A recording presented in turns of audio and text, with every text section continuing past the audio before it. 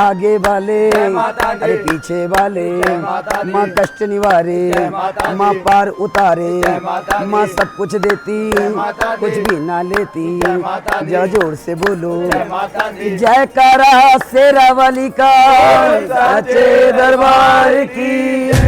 रौन का निवेड़े हज रौन का निवेड़े, हज रौन का निवेड़े, ओ हज रौन का निवेड़े।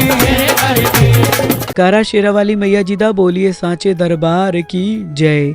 जय माता दी। श्री माता वैष्णो देवी जी की यात्रा से संबंधित नज़ारे के साथ एक और नई रिलेवेंट इन्फॉर्मेटिव वीडियो में आप सभी माता रानी जी के प्यारे प्रियजन भक्तजनों का बहुत बहुत हार्दिक स्वागत व अभिनंदन है।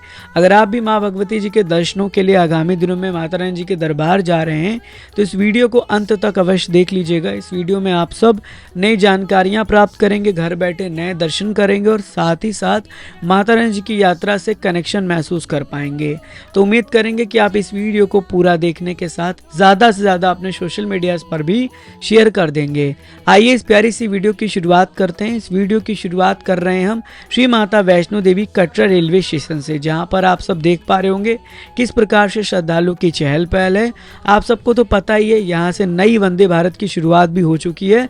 अगर आप कटरा से श्रीनगर तक जाना चाहते हैं तो 2 नए वंदे भारत का इनॉग्रेशन कर दिया गया है। आप उस वंदे भारत के माध्यम से कटरा से श्रीनगर तक जा सकते हैं। टाइम टेबल जो है वो अलग अलग तरीके से है, आप अपनी स्क्रीन पर भी टाइम टेबल देख सकते हैं।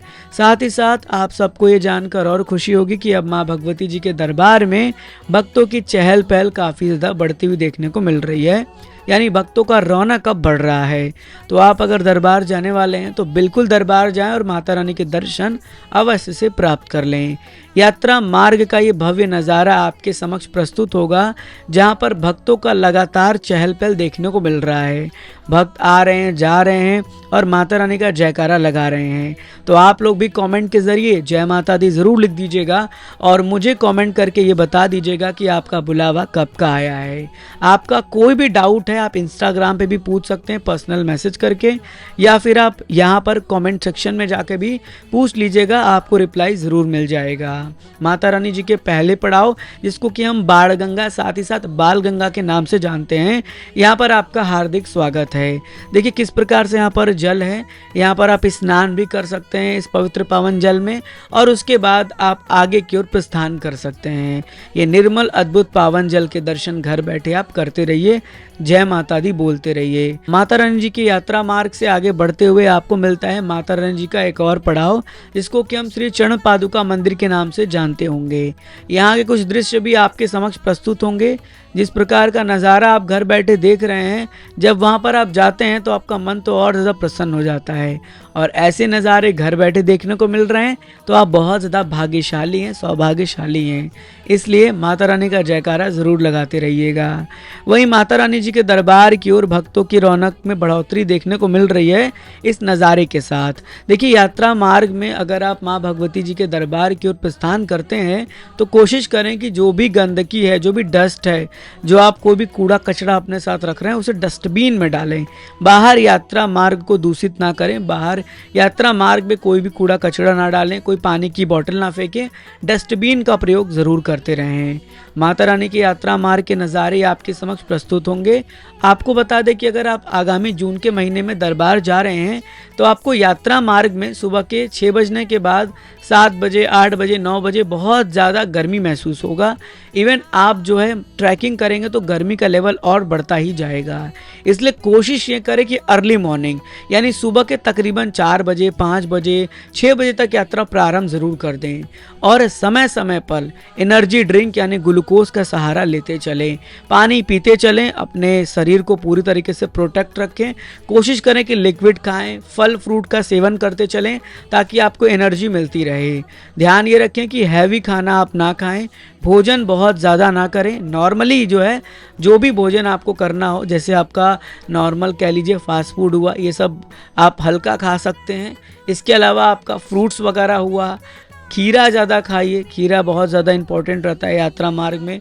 पानी की बोतल पीते चलें और अपने साथ कुछ कैंडीज़ या कुछ टॉफ़ीज़ रख लें, कुछ एनर्जी के चॉकलेट्स रख लें। ये सब बहुत इंपॉर्टेंट रहता है। वहीं माता रानी जी के नाम का जयकारा लगाते हुए हम आ पहुंचे हैं आधे पड़ाव यानी अर्धकुंवारी प्रांगण पर। यह नज़ारा आपके समक्ष प्रस्तुत होगा और यहाँ पर वेटिंग समय तकरीबन 30 से 34 घंटे का फिलहाल चल रहा है और वेटिंग समय अप एंड डाउन होता रहता है। ज़रूरी नहीं है कि 30 से 34 घंटे का वेटिंग समय अभी चल रहा है तो कल भी यही हो। वेटिंग समय परिवर्तन होगा जैसे भक्तों की संख्या में बढ़ोतरी होगी और आने वाले समय में संडे सैटरडे में रश हो ही जाता है, जैसे कि छुट्टियां पड़ जाती हैं तो उसमें भी रश बढ़ जाता है, तो उस हिसाब से वेटिंग समय भी यहाँ पर बढ़ता रहता है।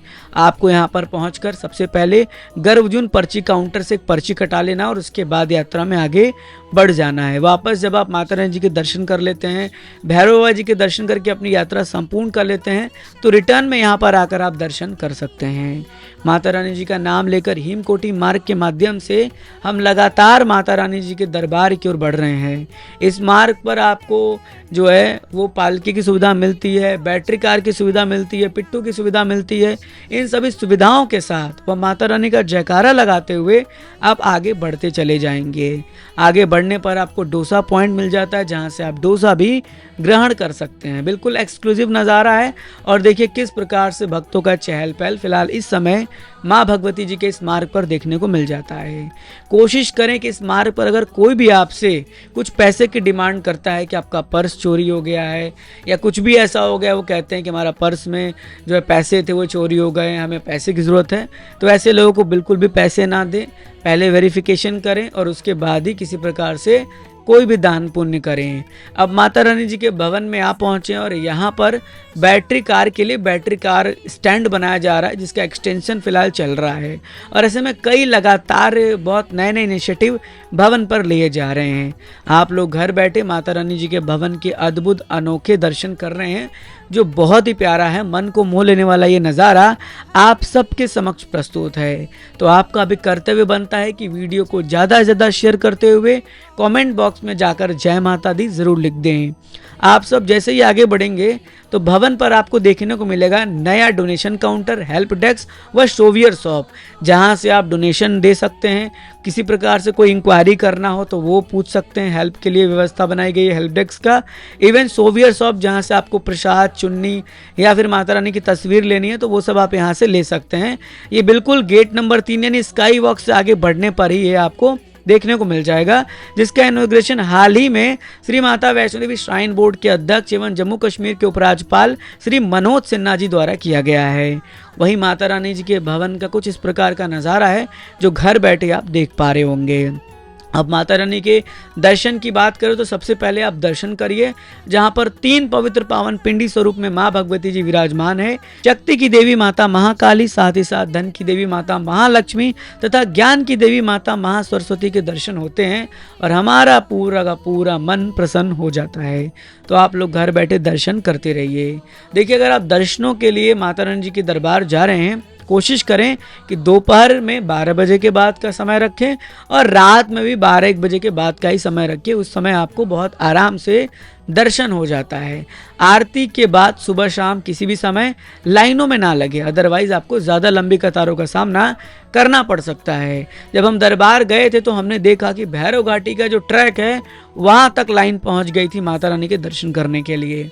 इसलिए कोशिश यही करें कि आप आरती के सुबह शाम के समय, आरती से पहले, आरती के बाद भी बिल्कुल भी लाइन में ना लगे, जिससे कि आपको ज़्यादा लंबी कतारों का सामना ना करना पड़े।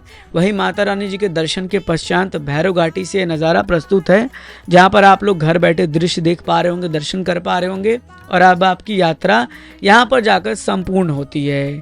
आप सबको पता है कि इस मंदिर में भैरवनाथ जी के साथ साथ हनुमान जी की भी प्रतिमा स्थापित की गई है और यहाँ पर आपको दोनों लोगों के दर्शन हो जाते हैं। तो आप दोनों लोगों के दर्शन करने के बाद अपने आप को धन्य महसूस करते रहिए और वापस कटरा शहर की ओर बहुत से भक्त प्रस्थान करने लगते हैं। आप कुछ जानकारियों की बात करते हैं RFID कार्ड से जुड़ी। तो जैसा कि आपको पता है कि बिना RFID कार्ड के आप यात्रा नहीं कर सकते और मैं तो कहूँगा कि जून के महीने में जा रहे हैं और कटरा रेलवे स्टेशन पर उतरने वाले हैं तो अपना साथ एक कोशिश करें कि अपना ऑनलाइन रजिस्ट्रेशन स्लिप ज़रूर कैरी कर लें। पहले तो घर बैठे माता वैष्णो देवी जी के आधिकारिक वेबसाइट www.maavaishnodevi.org से जाकर अपना रजिस्ट्रेशन कर लें, उसका स्लिप लेकर जाएं और वहां पर आपको लाइनों में नहीं लगना पड़ेगा। वेंडिंग मशीन लगाए गए, उससे आप RFID कार्ड ईजिली ले सकते हैं QR कोड को स्कैन करा के। अदरवाइज अगर आप रजिस्ट्रेशन करा के नहीं जाते हैं तो लंबी कतार का सामना भी आपको करना पड़ सकता है, जैसे जैसे भक्तों की संख्या में इजाफा होता रहेगा। कोशिश यही करें कि जब भी आप अपने यात्रा का पूरा प्लान सेट कर रहे हैं RFID कार्ड का रजिस्ट्रेशन ऑनलाइन करके ही जाएं। ऑफलाइन आपको कटरा के मेन चौक, जिसे हम बाबा श्रीधर चौक के नाम से जानते हैं, वहां से भी मिल जाएगा RFID कार्ड। काउंटर नंबर 2 पर भी काउंटर बनाए गए हैं। अगर आपको रेलवे स्टेशन पर ज़्यादा रश देखने को मिलता है तो काउंटर नंबर 2 पर आकर आप RFID कार्ड ले सकते हैं। अब आगे बढ़ते हैं और बात करते हैं मौसम की। देखिए, मौसम की सही जानकारी मैं हर वीडियो में आपको हमेशा बताता रहता हूँ, एग्जाम्पल के साथ बताता हूँ कि मौसम की सटीक जानकारी मैं क्या कोई भी आपसे नहीं शेयर कर सकता, क्योंकि वहाँ पर 2 मिनट में मौसम बदलता है। सुबह का वेदर तो आपको बहुत गर्मी सा महसूस होगा, लेकिन अचानक से भवन पर ठंडी ठंडी हवाएं चलने लगेंगी, मौसम परिवर्तन हो जाएगा। रात में हल्की हल्की ठंड भी महसूस होने लगती है। कभी कभी लोग कम्बल लेके रात में भी सोते हैं बिकॉज उन्हें ठंड लगता है। तो अपने साथ एक नॉर्मल कोई भी हुडी हो सकता है तो कैरी कर लीजिए, फुल स्लिप के क्लॉथ्स कैरी कर लीजिए, हैवी क्लॉथ नहीं कैरी करिएगा, नॉर्मल रख लीजिएगा, ताकि किसी प्रकार से कोई भी सिचुएशन अगर उस प्रकार का बने तो आप अपने आप को प्रोटेक्ट कर पाएँ। अम्ब्रेला कैरी कर लीजिएगा, बिकॉज अम्ब्रेला दोनों तरह से आपको फ़ायदा करेगा। पहले तो फ़ायदा ये करेगा कि अगर आप धूप में यात्रा कर रहे हैं, आपको धूप लग रहा है, तो आप अपने आप को प्रोटेक्ट कर लेंगे अम्ब्रेला से। दूसरा फ़ायदा करेगा अगर बारिश हुई तो उसमें भी अपने आप को बचा लेंगे। तो दोनों तरीके से अम्ब्रेला आपके लिए हेल्पफुल है। आप चाहें तो कैरी कर लीजिएगा। मेडिसिन ज़रूर से कैरी कर लीजिए, जो भी आपके ज़रूरत के मेडिसिन है, फीवर का हुआ, सर्दी जुकाम का मेडिसिन हुआ, ये सब अवश्य से कैरी कर लीजिएगा। ये सब अपने साथ अवश्य से कैरी करके चलें, ताकि आपको यात्रा के दौरान किसी प्रकार से कोई भी कठिनाई का सामना ना करना पड़े। वहीं माँ भगवती जी के दरबार की यात्रा सुचारू तरीके से चल रही है। यात्रा में कोई बड़ा परिवर्तन नहीं है। मैंने आपको पूरी की पूरी इन्फॉर्मेशन शेयर कर दी है। ऑलमोस्ट नए नज़ारे भी घर बैठे आपसे साझा किए हैं, जहाँ जहाँ के नए नज़ारे प्रस्तुत हैं। इवन अगर आपको ये वीडियो ज़रा सा भी अच्छा लगा हो, इन्फॉर्मेटिव लगा हो, तो और भक्तों तक ज़रूर शेयर करें। जिसके साथ आप माता रानी की यात्रा का प्लान कर रहे हैं उन तक तो अवश्य साझा कर दीजिएगा, ताकि उन्हें भी ये सभी जानकारी बहुत अच्छी तरीके से डीपली वे में मिल जाए। अब आपसे जल्दी एक और नई रिलेवेंट इन्फॉर्मेटिव वीडियो में मिलेंगे। डिजिटल यात्रा as soon as possible upload हो जाएगा, तो देखिएगा, प्यार दीजिएगा, और मुझे आशा है कि आप लोग हमारे साथ यूं ही ऐसे ही कनेक्टेड रहेंगे। चलिए, माता रानी जी ऑलवेज ब्लेस यू। ऐसे ही ट्रेन राइडर के सभी सोशल मीडिया से कनेक्टेड रहिएगा, ताकि आपको समय समय पर सभी प्रकार की नई जानकारी मिलती रहे। माता रानी जी आप सबको हमेशा खुश रखे, आप सब पर अपनी कृपा दृष्टि बनाकर रखे, और आप सबको अपने चरणों से लगा के रखे। मैं माता रानी से हाथ जोड़कर आपके लिए दिल से यही प्रार्थना करता हूँ। हम फिर मिलेंगे। आप सब ऐसे ही अपना प्यार हमें देते रहिएगा। जय हिंद, जय माता दी।